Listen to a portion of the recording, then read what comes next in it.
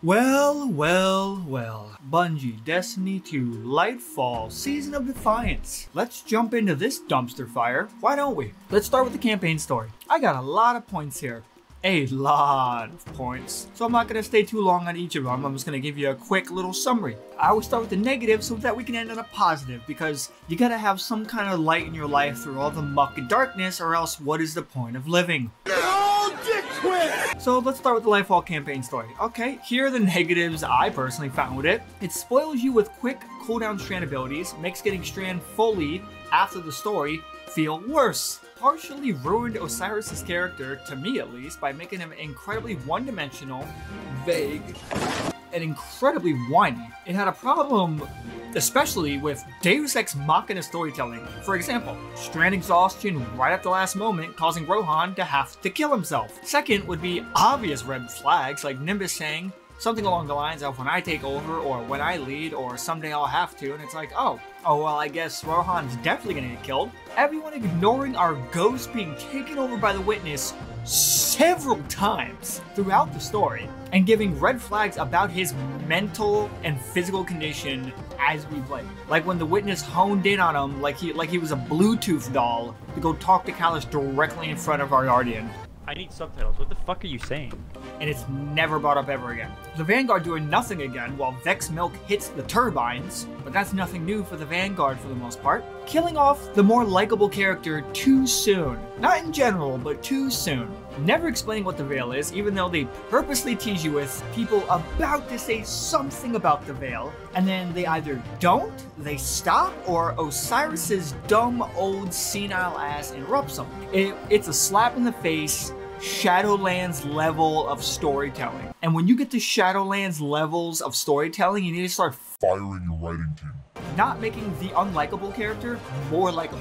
Not balancing out his comedy with more seriousness. There's a few good moments, but for the most part, it's just Nimbus, when he has voice lines, saying or doing things that are too cringe without him having enough serious, down-to-earth, and heartfelt moments. The Shadow Legion are a pathetically lazy example of both a, quote, different faction and enemies, end quote, and, start quote, darkness-enhanced faction, end quote. Why are they not using strand and stasis if they are directly underneath the Witness, like the Scorn and the Taken, who literally utilize stasis? I've heard theories that it has something to do with willpower, but not all Shadow Legion are mindless clones. Some of them are defectors. So with the theory of strand needing a more sentient existence to control, why can't the defectors use them? They're strand shields, but they don't use strand at all, period.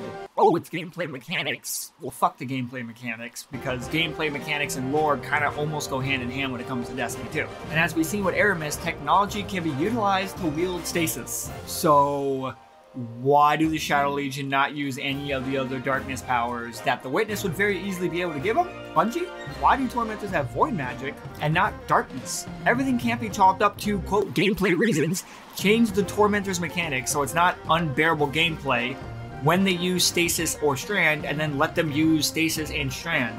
So it fits the theme of this is some weird chimera cabal darkness entity. It should be able to use the other darkness abilities. And also, not everything can be chalked up to, oh, they're under the control of the Witness, so they don't have a will of their own. That is complete and utter hand-waving to a degree that just gets really annoying and stupid after a while. The continued weak use of darkness by the Shadow Legion and the Witness. Why do Cabal only have a darkness shield pack? Why do they not have, like, what's in the story? They have more of those radar things that shut down Guardian supers and abilities. And then we had a mysterious darkness floating vehicle during Witch Queen that turns out just to be a normal bomb. Callus is completely butchered as a final boss, pathetically thrown away by Bungie by turning him into a basic Colossus enemy and then a gladiator in Phase 2. Oh! Ew! Dude! What the fuck? How lazy can you get? He didn't have any strand. He didn't have any stasis. He didn't have any darkness at all. Oh, I'm sorry. His first fate had him throw little darkness homing missiles at you that you could literally blow up on legend difficulty with a green sidearm from level 1 of the game. Wasted potential to have something involving title happen, like a final short duel so she can truly and honorably usurp him as the leader of Cabal and give him an honorable death. Could have gave Callus one final honorable moment in a sad, somber duel with his own daughter. Something to be proud of. The ending boss fight, it's just a fight with ads. Callus is not difficult by any means. The Tormentors are the only real reason the fight has any difficulty, and it's mainly because two of them can end up attacking you at the same exact time. They gave Callus literally no new mechanics at all. They didn't create anything special for him, specifically for the fight either, nor an ending cutscene. That was just the campaign story. But now, let's get to the positives of the story. It's about damn time.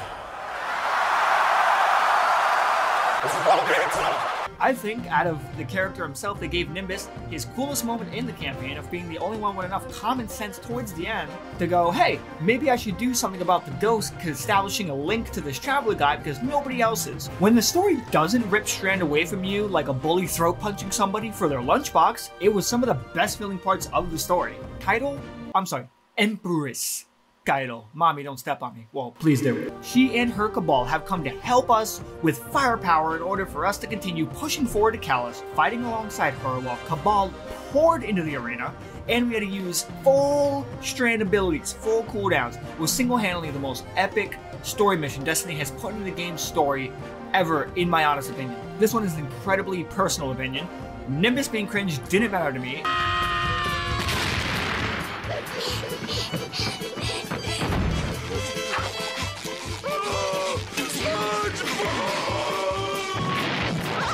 It was nice to just have another character that wasn't a completely stoic or one emotion character all the time. Sometimes he's overly cringe, okay, or questionably written, but honestly written as if he's his own character. He's unlikable to many. To me that means they just wrote a unique character, because even the villains in the game are likable. The allies are likable, the villains are likable. Sometimes you gotta have somebody who isn't a bad dude, but he's just kind of an unlikable asshole. To me, that's uniqueness in Destiny 2. I would say I like him because he's unlikable. It feels more real. And finally, despite Callus's boss fight kind of being watered down to him just being a basic NPC that they took the scale modifier and just put an extra 0 on, his second phrase is pretty cool thematically, with even if you do the stair glitch, the game forcefully ports you into the arena, and then you have one final fight between you and him, and he just pulls out his swords like a man and just comes down on you like a real fucking Cabal. How does the story present the new subclass of Strand? Short bursts of full cooldown Strand abilities, with one section even being just for a single pull up a vent before it forcefully exhausts you. It's not quite clear what it is or how it exists. We're just told that the veil allows us to see the threads of reality because we're paracausal. Good enough, I guess. Paracausal is just being the hand wave for everything that you can't exactly explain enough for people to fully understand or grasp. The dual mission with Kaido being an all-out last stand with Strand fully available was peak gameplay for showing off a brand new subclass. What is Strand actually like upon unlocking it after the story? Well, coming off the hot heels of an incredibly bad final boss fight after they butcher a beautifully loved character, the negative, slow abilities and the aspects are still locked, but the great part is that it's simply much easier to unlock than Stasis ever was and ever will be. Let's talk about Neomuna itself. There's not enough grapple points, which is an absolute travesty. There are some points in that central area, kind of zip around the map a little bit, but like every single zone should have a lot of grapple points. A lot of grapple points. We want to be swinging around like Spider-Man all over the map. That is the funnest part of Strand, and that's what I personally thought we were going to get in the city of Neomuna, and we don't. It's actually quite a letdown. Shadow Legion chests throughout the area are absolutely fucking pointless. They only give a small amount of glimmer. There's no Tormentors at all. There's not even any Tormentors in the public events. It's actually a downgrade from Witch Queen, which at least gave you Loosened Hive in the open world, which was fun to fight. Sometimes the most efficient thing to do is to actually constantly zone in and out to find a tier 3 event that's already at the end, or to find one of those heroic golden patrols to try to get the deep sight weapon. Constantly zoning in and out, in and out, in and out. Sometimes you can come into an area that has a lot of people, sometimes you come into a completely dead area. Getting some of the Neomuna weapons is incredibly fucking annoying, especially attempting to unlock crafting for it. Heroic patrols are anything but. Neomuna is a beautiful area. Beautiful city that showcases this neo or neon punk theme they're going for. Absolutely gorgeous. Jisoo Colorando. That's it. That's all my script says. That's all I needed to put. The mob density for events is pretty great. I do feel inclined to actually go down and participate in an event a little bit because I know there's going to be a lot of stuff to actually interact with. Terminal Overload, the zone event is 100% always up. It's always able to be queued into. You can solo it, but it's still challenging to do, so it doesn't feel like it's a boring, mind-numbing, turn your brain off and just succeed at the event kind of thing. On top of that, the mob density in Terminal Overload is also still really good. Let's talk about the actual Neomuna weapons you can get. A negative for me is that there was no shotgun, there was no AR, and there was no rocket launcher. That is Neomuna. The more efficient way to obtain them is to play the story on all 3 of the characters, then grind the patrols over and over and over to do the quest, but even then you can only get 3 of the patterns, because you can only make 3 characters, and then you have to RNG patrols until you get the other 2 rolls. But the positives, they're actually powerful weapons, like the pulse rifle and the machine gun that is able to roll target lock. Thematically unique, and they look neopunk, neon punk, whatever you want to call it. It just looks cool, and the shaders, for the most part, from what I've seen, all make the guns look really flashy and different. Hey, classmate, stay quiet so the Grandmaster doesn't hear us talking during training. Could you spare a subscribe and a like? Maybe click the bell as well if it's not too much trouble? Thanks. Oh, Grandmaster's coming this way. Act natural.